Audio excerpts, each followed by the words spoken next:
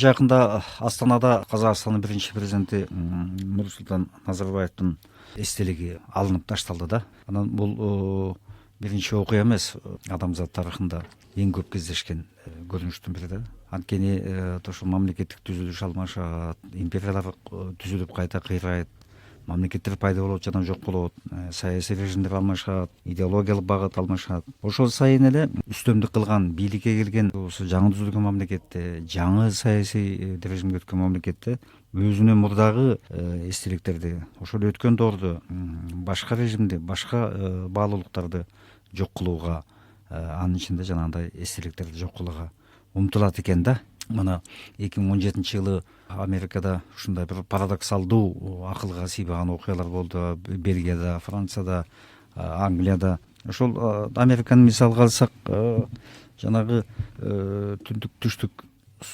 согушу, анан кулчулук доорунан кутулуу, Американын өзүнүн түзүлүшүнө байланышкан окуяларга катышкан саясатчылар, ошолордун тургузулган ошол окуяларга арналган эстеликтерди булар моюнуна сыйрытмак салып аттан сүйрөтүп кулатышпадыбы? Тактап айтканда, мисалы, түштүктөн конфедераттардын эстеликтери.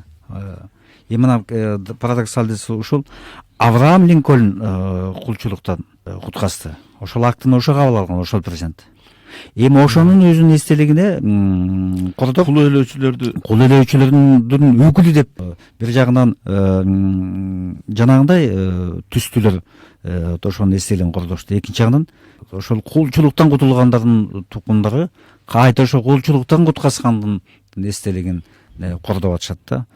Биз мына советтик идеологияны башыбыздан өткөрдүк. Ошонун курмандыктары болгон канчалаган мына советтик аскерлер, жоокерлер, мамлекеттик чоң кызматкерлер ошонун курмандыктары болуп калды да. Натыйжада мына бул көптөгөн КМШ өлкөлөрүндө, айрыкча Балтика боюндагы өлкөлөрдө ушул советтик идеологиянын чоң жанагындай үлкөн адамдардын баарынын эстеликтерин, Ленин баштаган бир топ адамдарды, советтик жоокерлердин эстеликтерин, жана башкалардын баарын тең алышты да. Болбосо бүгүнкү күндө Украинада, Польшада атайын мыйзам чыгарышты.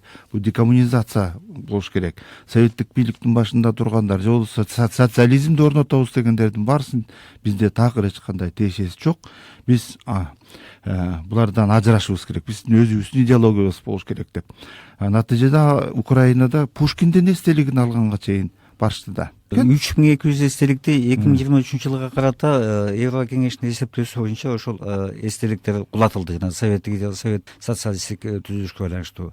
Анан социалисттик эстелик кулап, социалисттик лагерь ыдыргандан кийин бул чыгыш Европада массалык түрдө жүрдү да. Анын ичинде андан тышкары мына СНГ мамлекеттеринде да, мурунку СССРдин курамына кирген өлкөлөрдө да, мисалы Грузияда жана Кутайзидеги эстеликти алып салабыз деп, ал кан менен коштолду да. Кан ошол жардырганда жанагынтип аял баласы менен каза болду да. Мына ошол чейин даап атышат да. Анан бул идеологиянын саркындыларынан, же болбосо идеологияны чагылдырган нерседен кутулуу, бул Францияда абдан катуу ишке ашты да. Мына эки мисал алсак, 1798-жылы улуу Франция революциясынан кийин, анан Париж коммунасы орногондо, булар жана королдордун буга чейинки эстеликтерин, буга чейинки маданий баалуулуктарды талкалап жок кылышты да.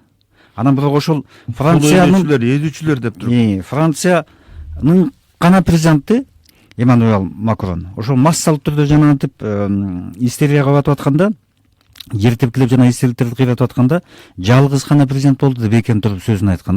Бул кандай болсо да биздин тарыхыбыз, ким болсо да биздин тарыхыбыз, ал тарыхыбызды баалоого тийишпиз. Франция Республикасынын тарыхын кордоого эч кимге жол бербейбиз деп мындай бир даана так сөзүн айта алды да. Ошого борбордук Европа менен чыгыш Европанын өзүндө эле 4000ден ашык эстеликтер бар экен. Ал кайсы бир деңгээлде советтик жоокерлер менен байланышкан, кайсы бир деңгээлде баягы советтик идеология менен байланышкан да. Мында анан СССР кулап калды. Кулагандан кийин ошонун алдында биздин СССР менен дагы, анан мураскер болгон Россия менен дагы Европа өлкөлөрүнүн ортосунда өз ара келишим түзүлгөн экен.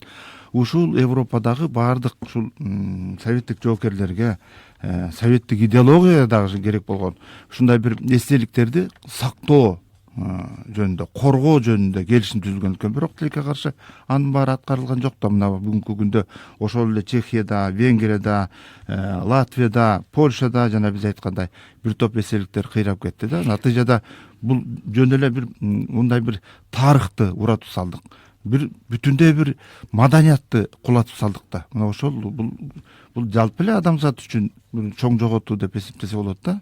Түркмен башы биздин кечегүлөрдөн, туурабы? Мына ошолордун баары Чаушеску канчалаган лидерлердин мындай айтканда тарыхы менен кошо эстелиги кошо көмүлдү да. Мына бул идеологиясы күчтүү деген мисалы Кытайда деле ушуга жол берилди. Мисалы Гонконгдо жанагындай